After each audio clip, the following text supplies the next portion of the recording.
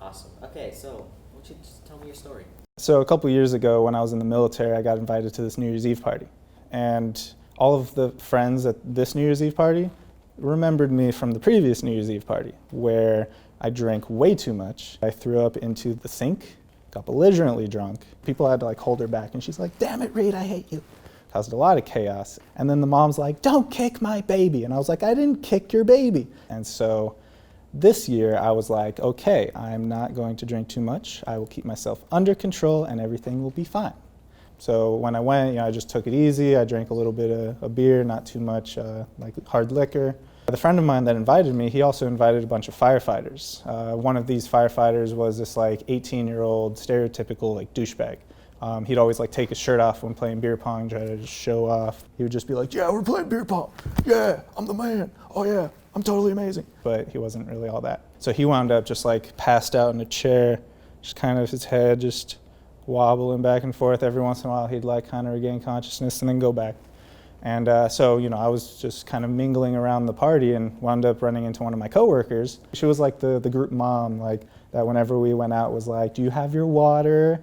Okay. Do you have a ride home? Are you safe?" All that stuff. And we were talking, and at one point she was like, "I'm going to punch you in the face, Reed." And so I was like, Manchester.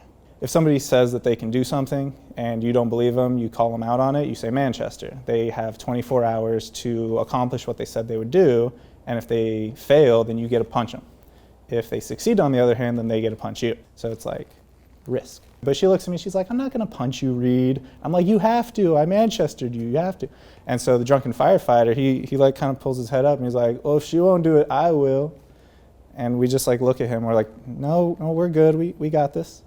And so what she winds up doing is she just takes her hand and she just lightly taps my chin right there. We're like, okay, all good. As soon as I turn away, he lunges out of the chair, crosses the room, and throws a volley of 4 punches right at my face. I was literally too confused to be mad.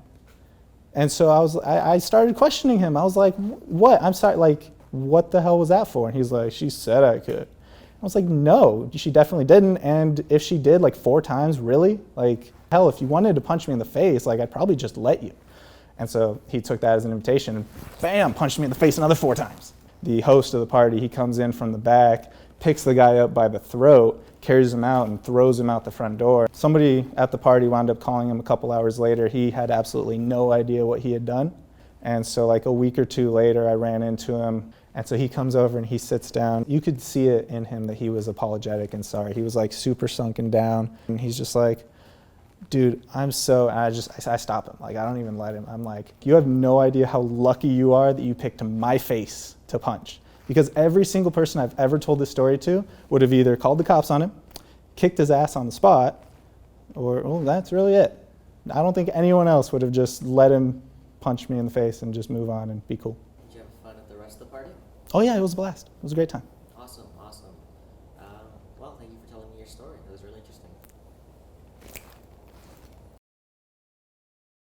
Nobody kicked her baby. It was just the little thing the baby was in was slightly nudged by my leg. So I'm sticking by that.